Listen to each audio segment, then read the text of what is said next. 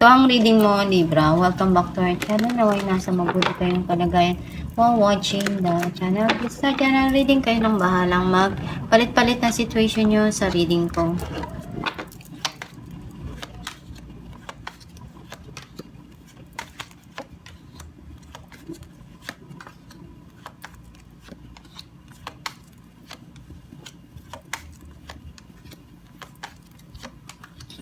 At the bottom of the deck, 3 of Wands. I feel like yung energy mo, nasa-sense ko na may mga bagay ka ditong gustong malaman, hinihintay.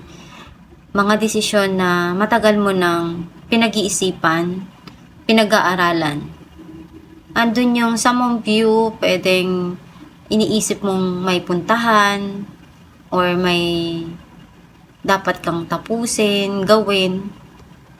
Pero, andun yung pagdidesisyon para sa'yo na kailangan mo munang pag-aralan lahat. Ang mensahe ng card mo, you're trying to balance yung situation na nangyayari ngayon sa buhay mo. Some of you, pwedeng you want to give kung ano yung makakatulong dun sa sitwasyon.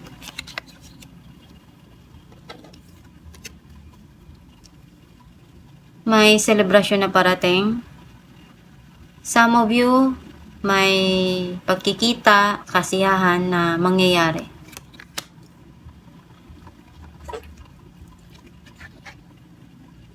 You're trying to save para sa future mo or secure yung financial. Some of you, merong sitwasyon na hindi mo makalimutan sa nakaraan or person sa buhay mo na hindi mo mapakawalan.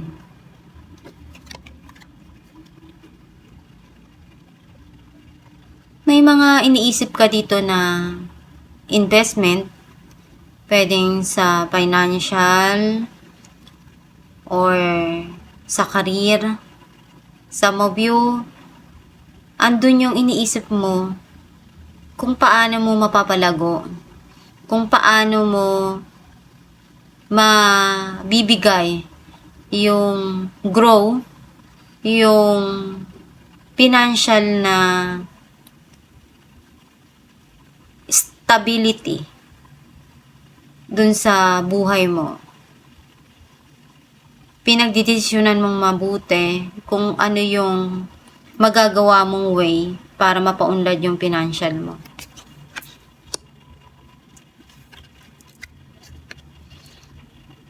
You feel betrayed.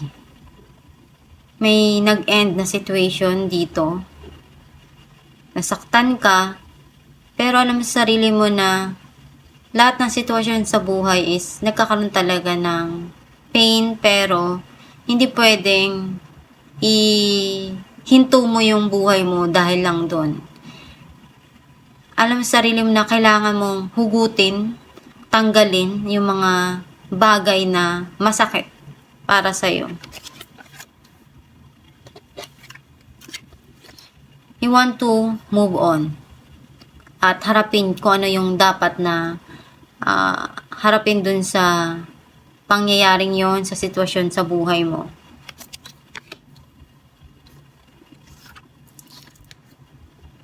You are guided. And also, alam mo kung ano yung makakabuti para sa'yo.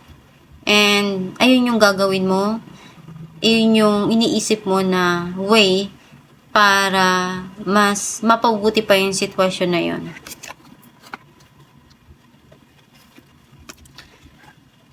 Na-overcome mo yung pagsubok na pinagdaanan mo.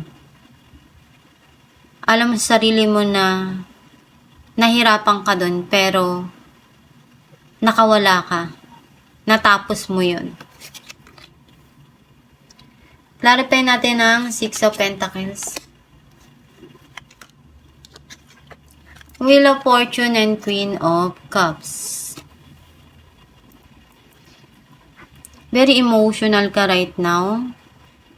Andun yung hinahanap mo yung pagmamahal na gusto mo.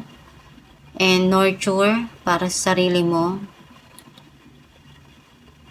hinahanap mo yung peace of mind and harmony na alam mong mahalaga para sa'yo. Gusto mo yung matahimik na wala kang iniisip, wala kang pinoproblema, at iyon yung gusto mong ibigay dun sa mga sitwasyon na dumarating sa buhay mo. Clarify natin ang Four of Pentacles, Five of Wands, and Seven of Pentacles. Andun yung may mga ininvest ka, pwedeng sa financial, doon nag-struggle doon. Pero alam mo, one day, darating din yung mga bagay na sinave mo para din yun sa future mo. Clarify natin ang Ten of Swords,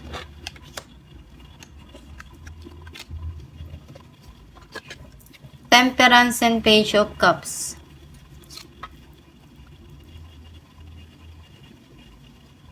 Andun yung kailangan mo lang talaga na wag sugod na sugod sa mga nangyayari sa buhay mo na hindi maganda.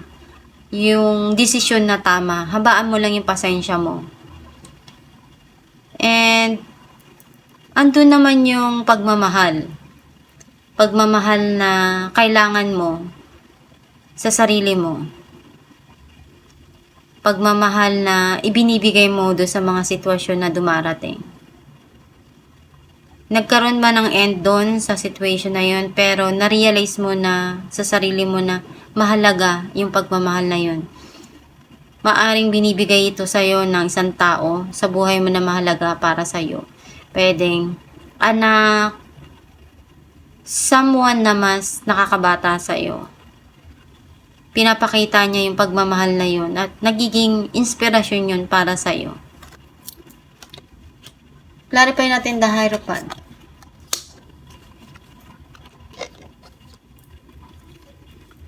Three of Cups, Nine of Cups. May gustong-gusto ka dito na makukuha mo. And ito yung nakalaan para sa'yo.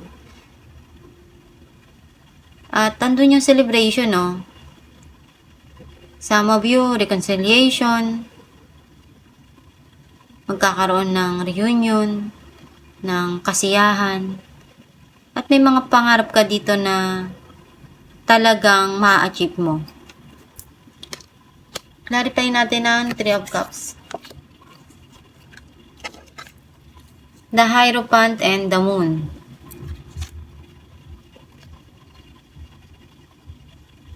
Nakita ko na you're keeping it to yourself kung ano man yung mga nangyari. And alam mo naman kung ano yung makakabuti doon. Kaya mas gusto mo na lang na ayusin para din sa katahimikan at sa ikakasaya mo rin ng puso mo. Clarify natin ang Queen of Pentacles. Some of you, meron ditong darating na hindi mo inaasahan na nakalaan para sa'yo na talagang magiging masaya ka. Eight of Cups and Nine of Cups. May papunta dito sa'yo. Itong tao na to, nare-realize niya kung gaano kanya kamahal. And gusto niyang mag-invest. Maglaan ng oras, maglaan ng kung ano yung kaya niya pang ibigay dun sa relasyon or dun sa situation. Clarify natin ang Eight of Cups, Five of Swords, and Three of Wands. May hinihintay ka dito. Some of you, may mga gusto ka nang kalimutan at gawin yung sa tingin mo makakabuti para dun sa sarili mo, sa mga gusto mo. Clarify natin ang Two of Swords,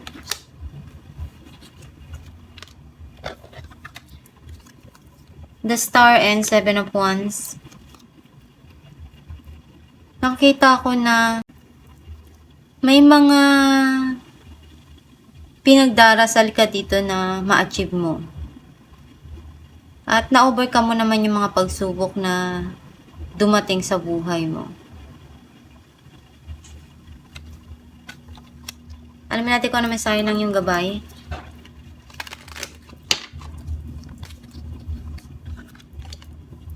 Trustworthy guidance.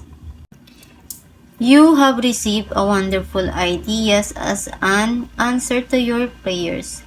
This idea is real and trustworthy.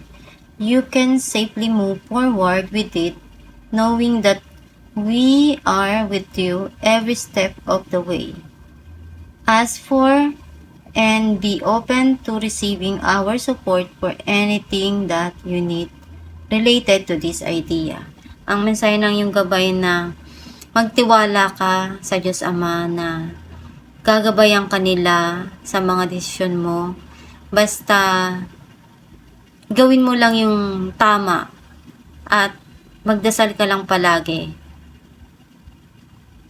Alam mo sa sarili mo kung ano yung mga dapat mong gawin and sundin mo lang yung sa tingin mo magpapasaya sa puso mo.